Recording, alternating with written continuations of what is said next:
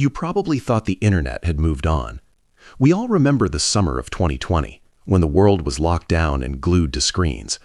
That was when a massive theory exploded online, claiming a popular furniture site was selling people. It sounded impossible. It sounded like the plot of a dark thriller. Most of us eventually wrote it off as internet hysteria. We assumed it was just another rabbit hole with no bottom. But then the Department of Justice released the files. Thousands of pages of unsealed documents related to the most notorious trafficker in history. And buried in that mountain of legal paperwork, internet sleuths found something that stopped them cold. They found a receipt, a direct financial link between Jeffrey Epstein's inner circle and the very company accused of trafficking children. Suddenly, the old theories didn't look so theoretical. People started asking if we had dismissed the warning signs too quickly. Was there actually a connection all along? Or is this a case of finding patterns where none exist? We need to open the files and look at the evidence ourselves, because what is written on those receipts tells a story that is far more complex than a headline. Let's start with the piece of paper that reignited the fire. For years, the idea that Wayfair was involved in trafficking was based on weirdly priced cabinets and pillows. It was speculative. But the Epstein documents provided something tangible. Buried in the evidence was a transaction record from June 28, 2018. It was a PayPal receipt sent to Wayfair LLC. The amount was staggering for a casual online purchase. The total came to exactly $8,453. Now, spending $8,000 on furniture isn't a crime, but the context of who sent the money changed everything. The purchaser was Karina Shuliak. If you don't know that name, you should. She was Epstein's longtime companion and the woman who was reportedly with him until the end. She is also the primary beneficiary of his massive trust. So you have Epstein's closest associate sending thousands of dollars to Wayfair. But here is where the internet detectives lost their minds. Initial reports claimed the receipt was for a single item. They claimed the description field was blank or unlabeled. When you combine a blank description with a price tag of nearly $9,000, it looks incredibly suspicious. It mirrors the exact claims made in 2020 about cabinets selling for the price of a used car. Why would a billionaire's girlfriend buy one item for that price from a discount furniture retailer? Epstein wasn't known for assembling flat-pack bookshelves. He had decorators and designers for that. This anomaly convinced millions of people that the smoking gun had finally been found. It seemed to confirm that Wayfair was a transaction hub for the elite to move human cargo under the guise of commerce. But before we jump to that conclusion, we have to look at the rest of the document. This is where the story takes a sharp turn. The internet loves a mystery, but it often hates the boring details that solve it. While the viral screenshots showed the total price, they conveniently left out the itemized list. When you dig deeper into the same document cache, you find the breakdown of what Karina actually bought. It wasn't a single mystery box. It wasn't a code for a person. It was a bulk order for 25 separate items. Let's break down the math because it matters. The order included 14 outdoor light fixtures. Specifically, they were aluminum flush mounts. At roughly $200 a piece, that already accounts for a huge chunk of the bill. Then there were 8 bathroom light bars. These were high-end fixtures costing $500 each. Add in a specialized aluminum medicine cabinet by Kohler, and suddenly the math starts to make perfect sense. You are looking at a renovation project. You are looking at someone outfitting a large property with matching fixtures for multiple bathrooms and hallways. When you divide $8,000 by 25 items, the average cost is about $300 per piece. That is standard pricing for mid-range home goods. It is boring. It is mundane. And that is exactly why this part of the story doesn't go viral. The reality is that Epstein owned massive properties. Those properties required constant maintenance and updates. It turns out that even international criminals need to buy light bulbs and medicine cabinets. The discovery of this itemized list completely dismantles the single mystery item theory, but it also teaches us a dangerous lesson about the internet. We see what we want to see. We saw a large number and assumed the worst, ignoring the boring logistics of property management. However, this wasn't the only Wayfair connection in the files. There was another name that popped up, and this one carries its own heavy baggage. If the first receipt was about lighting fixtures, the second connection is about social circles. The files exposed a strange correspondence involving the famous director Woody Allen. We know that Allen and Epstein had a social relationship. They attended dinner parties together. Epstein even helped arrange a White House tour for Allen. But the emails reveal they also exchanged gifts, and once again, Wayfair was the medium of choice. The emails show a conversation between their assistants. Epstein wanted to send Allen a birthday present. The gift in question was a set of 12 chairs. Specifically, they were French bistro folding chairs.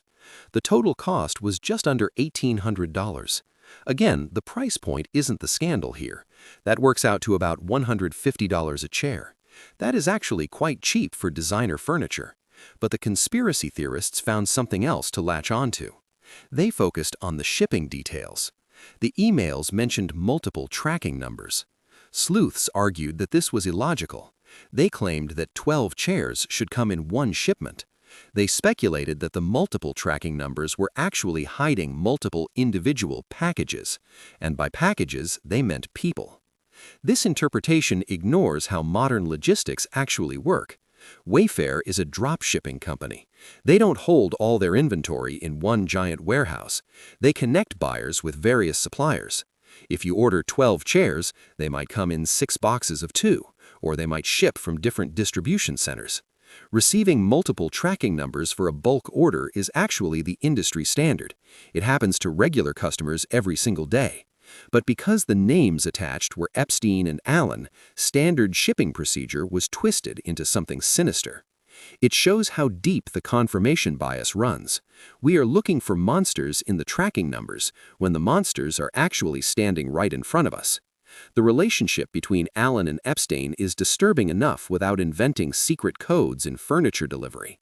The fact that they were close friends is the real story. The furniture is just a distraction. To understand why these receipts triggered such a panic, we have to go back to the source. We have to revisit the summer of 2020. That was when the world collectively lost its mind over industrial storage cabinets. It started on Reddit and spread to TikTok like wildfire. Users found listing after listing of metal lockers selling for $10,000 to $15,000. That price point is absurd for a garage cabinet, but what made it terrifying were the names. The products weren't called Model X or Storage Unit 4. They had human names, specific names like Samaya, Yuritsa, Annabelle.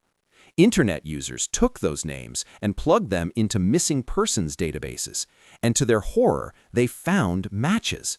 There was a missing teenager named Samaya from Ohio. There was a missing girl named Yuritsa from Connecticut. To understand why these receipts triggered such a panic, we have to go back to the source. We have to revisit the summer of 2020. That was when the world collectively lost its mind over industrial storage cabinets. It started on Reddit and spread to TikTok like wildfire. Users found listing after listing of metal lockers selling for $10,000 to $15,000. That price point is absurd for a garage cabinet, but what made it terrifying were the names. The products weren't called Model X or Storage Unit 4. They had human names, specific names like Samaya, Yuritsa, Annabelle. Internet users took those names and plugged them into missing persons databases, and to their horror, they found matches. There was a missing teenager named Samaya from Ohio. There was a missing girl named Yuritsa from Connecticut. The connection seemed undeniable. It looked like the traffickers were hiding in plain sight, using the actual names of their victims on the listings. The theory was that you weren't buying a cabinet, you were buying the person named on the listing. The high price was the fee for the victim. This narrative was compelling because it felt solvable. It felt like regular people could crack the code and save these children just by searching Google. But there was a tragic flaw in this investigation. Nobody stopped to check if the children were still missing. The internet was trying to save ghosts. In the case of Samaya, the young woman from Ohio, she wasn't missing at all. She had to go on Facebook Live to prove she was safe. She had to tell the world to stop using her name for their conspiracy theories. Can you imagine that trauma?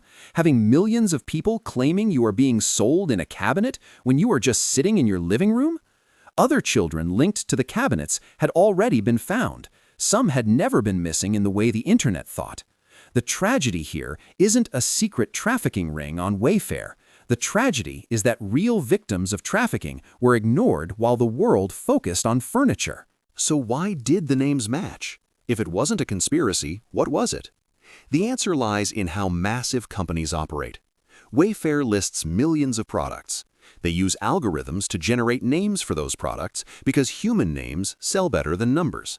A Samaya cabinet sounds friendlier than Unit 54B. The algorithm cycles through thousands of first names.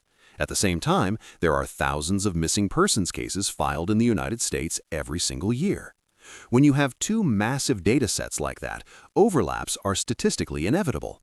It is the birthday paradox on a massive scale. You will find a cabinet named Annabelle, and you will find a missing child named Annabelle. That doesn't mean they are connected. It means that Annabelle is a common name. As for the prices, Wayfair admitted the truth. It was a mix of pricing glitches and industrial pricing. Those cabinets were meant for commercial warehouses, not for your bedroom. Industrial-grade steel is expensive, and sometimes dynamic pricing algorithms break. We have all seen airline tickets jump to thousands of dollars for a short flight due to a computer error. The same thing happens in retail. But in 2020, nobody wanted to hear about algorithms. They wanted to hear about a global cabal. There was also the bizarre claim about the search engine Yandex. People found that typing SKU numbers into the Russian site brought up images of young women. It looked like a catalog. But tech experts quickly debunked this too. The search engine was reacting to a specific prefix code that was shared by a completely unrelated image hosting site. You could type in random gibberish numbers and get the same result. It was a technical quirk, not a criminal database. Yet the damage was already done. The seed of doubt had been planted deep in the public consciousness. No discussion of this conspiracy is complete without talking about Ellen DeGeneres. She became the face of the celebrity connection to Wayfair. Ellen had her own line of home goods on the site. And naturally, the internet found a pillow, a simple decorative pillow that was listed for $10,000. The narrative wrote itself. Why would a talk show host sell a pillow for 10 grand? Unless, of course, the pillow was code. This fueled rumors that Ellen was part of the ring, and when she announced she was moving to the United Kingdom, the internet decided she was fleeing justice. The timeline seemed to match up perfectly. The Epstein list was coming out, the Wayfair rumors were swirling, and suddenly one of Hollywood's biggest stars leaves the country. But if we look at the facts, the story is less cinematic. The $10,000 pillow was a glitch or a Photoshop. The actual listing price was under $100, and her move to the UK? Reports suggest it had nothing to do with fleeing the FBI. It was about escaping a toxic work environment scandal and reacting to the changing political climate in the US. In fact, by early 2026, reports surfaced that she was buying property back in California. Fugitives don't usually buy $27 million mansions in the place they are supposedly running from. Ellen's reputation took a massive hit, but it was likely due to how she treated her staff, not because she was trafficking children through throw pillows. But once a celebrity is tagged with this kind of accusation, it is almost impossible to wash it off. Every move they make is viewed through the lens of guilt. If she stays, she is hiding. If she leaves, she is running. There is no winning against a conspiracy mindset. We have to ask ourselves a hard question. Does spreading these theories actually help anyone? The intent behind the Wayfair conspiracy was noble. People wanted to save children. They wanted to expose evil.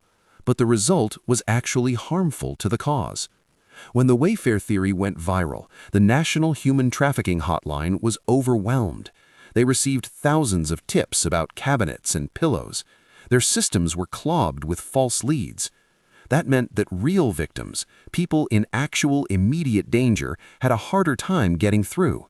Resources that should have been used to track real predators were wasted investigating furniture listings. This is the danger of internet sleuthing. It feels like we are doing something important. It feels like we are fighting the good fight. but often we are just creating noise that drowns out the truth. Trafficking is real. It is happening in your city. It is happening in hotels, in neighborhoods, and on the streets. But it rarely looks like a $10,000 cabinet. It looks like vulnerability. It looks like manipulation. It is gritty and complex and terrifyingly human. It isn't hidden in an SKU number on a website. The Epstein files proved that trafficking relies on power. It relies on connections, money, and silence. It doesn't rely on public retail websites that leave a digital paper trail for anyone to find. Epstein didn't need Wayfair to move his victims. He had private planes. He had private islands. He had a network of enablers who looked the other way. Thinking that he would use a public shopping cart to conduct his crimes is almost insulting to the reality of his operation. So where does this leave us? We have receipts that show Epstein shopped at Wayfair. We have emails showing he bought chairs for Woody Allen. We have a history of glitches and bad algorithms. But we do not have proof of a retail trafficking ring. The resurgence of this theory in light of the new files is a testament to how much trust we have lost. We don't trust corporations, we don't trust the media, and we certainly don't trust the wealthy elite. And frankly, we shouldn't trust them blindly. Epstein proved that the worst things imaginable are actually happening behind closed doors. He proved that conspiracy theories can sometimes be true. But we have to be careful about which ones we choose to believe. The danger is that by chasing ghosts in furniture catalogs, we miss the real monsters standing in the open. The Epstein documents are full of real horrors. They are full of names of powerful people who haven't faced a single consequence. Maybe we should focus on those names. Maybe we should focus on the flight logs. Maybe we should focus on the justice system that let him off easy. Focusing on a Wayfair receipt for light bulbs might just be the distraction that they want, because while we are arguing about the price of a cabinet, the people who actually enabled Jeffrey Epstein are still walking free, and that is the conspiracy we should really be talking about. What do you think? Is the Wayfair connection just a coincidence, or is there something deeper that we are still missing? Let me know your thoughts in the comments below, and keep digging, but dig for the truth. Thanks for watching.